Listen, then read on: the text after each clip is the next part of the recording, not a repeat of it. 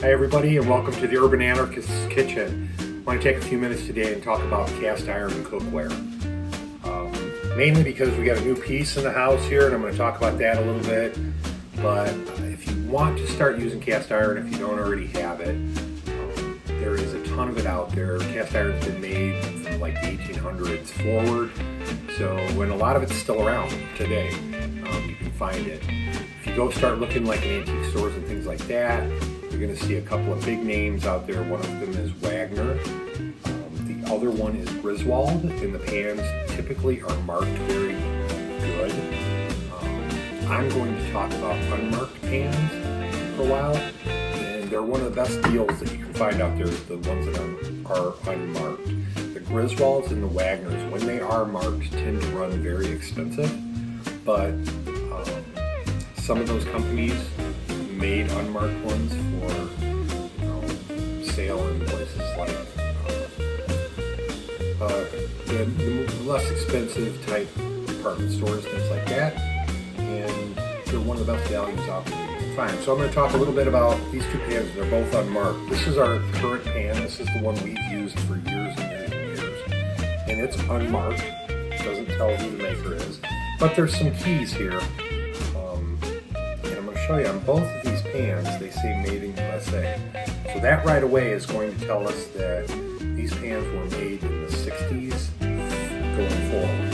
They weren't marked made in the USA. So if you get one that doesn't say made in the USA, it's probably older than the 60s. Both of these are in that time frame.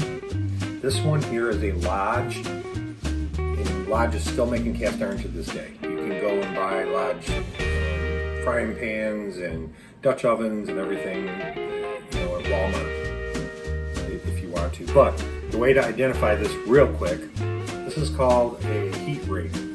So the cast iron pans were sized, and this one's a number 8 and this one's a number 8 as well, with this heat ring to fit in the old fire burning stoves, right? So that was the number 8 ring on the stove. But with the Lodge, there are 3 notches in this heat ring, so it's super easy to identify.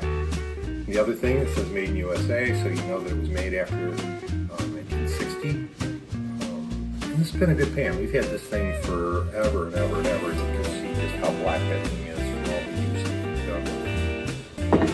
that The new one that came into our possession is this one. A friend gifted this to us.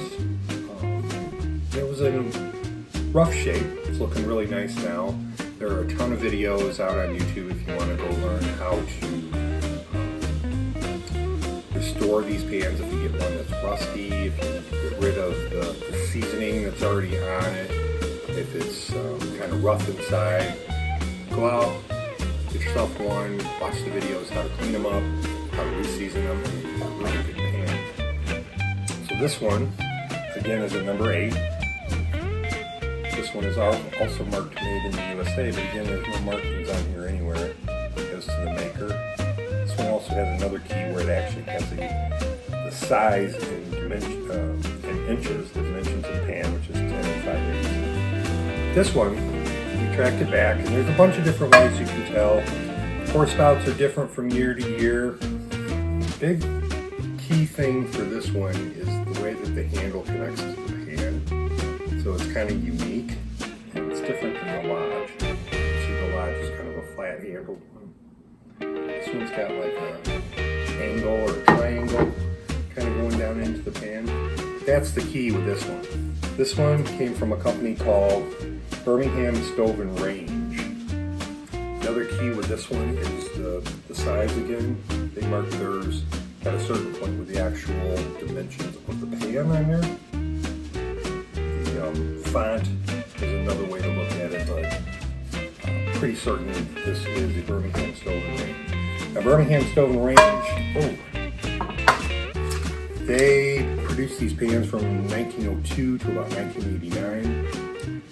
1954, they came out with something called the Century Series, and their tagline for that was they were designed to last 100 years, and I have no doubt that these pans will last for 100 years. About 1966, they started adding the size and the dimensions. them, in late 1967, they started with Made in the USA. So we know this was made probably sometime after late 1967, up until about the mid-70s. They used to put they started to put a mold number on here too in about the mid-70s. So this one dates from about 1967 to about the mid-70s. Again, we went through all of the process of basically stripping off all of the seasoning, and seasoning is just a way to make the cast iron non-stick. Basically rub it with some oil, put it in the oven at a high temp, bring it back down, cool it, put a little oil. And what you end up with is a super smooth surface.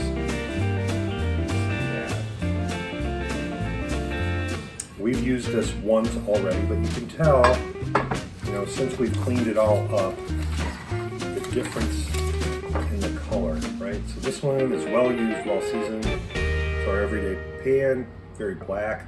This one is just starting to get there, and we'll blacken with the more and more that we use it. So my only point is, if you want to get into cast iron, there's a ton of it out there. You can go new. You can go and look at the Lodge stuff that you can get anywhere, from Ace Hardware to Walmart, or take a look at the vintage stuff. Garage sales, antique stores, antique sales. Just do a little bit of research before you start looking, so you know what you're looking for. You go out, grab a pan, go through the videos, learn how to clean it up, season it. You're going to have a good pan. You can moderately pass down in your family. That's how long these are going to last.